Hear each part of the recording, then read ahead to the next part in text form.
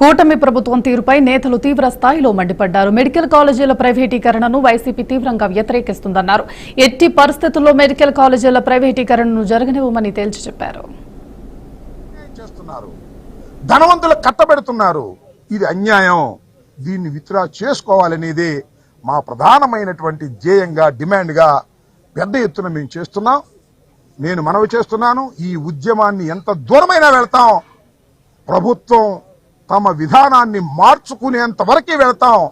ప్రభుత్వ రంగంలోని మెడికల్ కళాశాలలను నడిపేంత వరకు కూడా ఈ ఉద్యమం ఆగదు, వెనకడుగు వెయ్యము అని కూడా ఈ సందర్భంగా నేను మనవి చేస్తున్నాను. అదేమిటో చిత్రం నాకు అర్థం కాల. అసలు మేము ర్యాలీ చేస్తుంటే పోలీసులు వస్తారు. పోలీసులు రాకపోతే ఇప్పటికి అయిపోయేది. ర్యాలీ వస్తుంటే పోలీసులు మధ్యలో బ్యారికేడ్లు పెడతారు. అవి తోసుకురావాలి. ఆంధ్ర రాష్ట్ర వ్యాప్తంగా కూడా కూటమి ప్రభుత్వం ఏదైతే మెడికల్ కాలేజీలు అమ్మేయాలని చెప్పని ప్రైవేటు పరం చేయాలని చూస్తుందో దాన్ని వ్యతిరేకిస్తూ వైఎస్ఆర్ కాంగ్రెస్ పార్టీ శ్రేణులు ప్రజలందరూ కూడా కలుపుకొని ప్రతి నియోజకవర్గంలో కూడా వేలాది మందితో ఈరోజు ఈ కార్యక్రమాన్ని చేపట్టడం జరిగింది. ముఖ్యంగా వైఎస్ జగన్మోహన్ రెడ్డి గారు ముఖ్యమంత్రి కాకముందు ఈ రాష్ట్రంలో 11 మెడికల్ కాలేజీలు మాత్రమే ఉండేవి. అటువంటిది జగన్మోహన్ రెడ్డి గారు వచ్చాక 17 మెడికల్ కాలేజీలకు శంకుస్థాపన చేసి జగన్మోహన్ రెడ్డి గారి హయాంలో 5 మెడికల్ కాలేజీలు వారి చేతుల్లో ప్రారంభించి, అదేవిధంగా మిగతా 2 కాలేజీలు కూడా ఎలక్షన్ కోడ్లో కూడా రెడీ అయిపోతే మిగతా 10 కాలేజీలు వివిధ దశల్లో నిర్మాణాలు ఉండి వాటిని ప్రారంభించాల్సిన అవసరం ఉండి కూడా వాటిని కనీసం ముట్టుకోకుండా ఈ కూటమి ప్రభుత్వం వాటిని అమ్మేసే విధంగా, స్థలాల్ని దారాదత్తం చేసే విధంగా చేస్తున్న విషయాన్ని ఏదైతే ఆ యొక్క మెడికల్ కాలేజ్ ప్రైవేటీకరణ వ్యతిరేకిస్తూ ఎంత పేదవాడైనా ఎంత మధ్యతరగతి వాడైనా ధనవ్యయం లేకుండా కార్యక్రమం చేసుకునే ఆరోగ్యాన్ని బాగుపరుచుకునే సందర్భం. అదే ప్రైవేటు వైద్యాలయం అయితే, ప్రైవేట్ హాస్పిటల్ అయితే వేల కొలది లక్షల కొలది డబ్బు కట్టి వైద్యం చేసుకోవడం పరిస్థితి. అవి లేక వాళ్ళ ప్రాణాలు కోల్పోయే పరిస్థితి. మరి ఎందుకు ఈ ప్రభుత్వం ప్రైవేట్ ని ప్రోత్సహిస్తుందో, ఎందుకు అటువంటి ప్రజా వ్యతిరేకమైన నిర్ణయం చేస్తుందో రాష్ట్ర ప్రజలందరూ కూడా ఆలోచన చేయాలి. దురదృష్టానికి మనం ఈ ప్రభుత్వాన్ని ఎన్నుకున్న నేపథ్యంలో 40 కాలంలో వైద్యానికి దూరం చేస్తూ వైద్య విద్యకి దూరం చేస్తున్న తరుణం. గవర్నమెంట్ మెడికల్ కాలేజీల ప్రైవేటీకరణలో భాగంగా వ్యతిరేకిస్తున్న కార్యక్రమంలో భాగంగా పెద్ద ఎత్తున నిరసన చేస్తూ ఎంఆర్ఓ గారికి వినతి పత్రం ఇవ్వడం జరిగింది. ప్రజల దగ్గర నుంచి 1 కోటి సంతకాల సేకరణ కార్యక్రమం చేస్తూ అందులో భాగంగా ఈరోజు ఈ ప్రైవేటీకరణను వ్యతిరేకిస్తున్న గొంతుని ప్రభుత్వానికి తెలియజేయడానికి ఈరోజు ఎంఆర్ఓ గారికి నిరసన పత్రం అందజేయడం జరిగింది.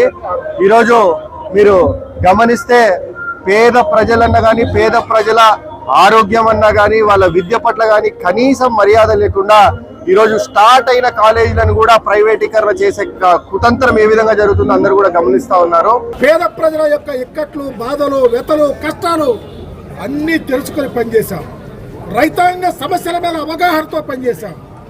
వ్యవసాయం పండుగలాగా చేయాలని చూశాం. కానీ ఈరోజు అన్ని గాలి కొదిలేసి చివరికి జగన్మోహన్ రెడ్డి గారు భారతదేశ ప్రభుత్వం దగ్గర తెచ్చినటువంటి 17 మెడికల్ కాలేజీల పర్మిషన్స్, 7 మెడికల్ కాలేజీల కంప్లీట్ అయిపోతే మా దగ్గర అడ్మిషన్లు వద్దు అని కేంద్ర ప్రభుత్వానికి ఉత్తరాన్ని రాసినటువంటి చరిత్ర చంద్రబాబు నాయుడు. మిగిలినటువంటి కాలేజీలన్నిటినీ ప్రైవేటు వాళ్ళకి అప్పడంగా అమ్ముకోవటానికి సిద్ధాస్తులాగా ముందుకెళ్తా ఉన్నాడు.